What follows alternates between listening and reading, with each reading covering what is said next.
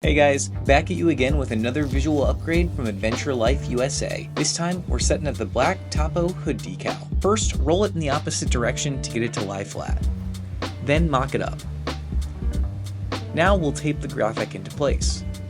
Next, we'll grab the install tool along with some scissors. Then peel back the back of the decal, cut off the extra paper backing, and start lining it in place.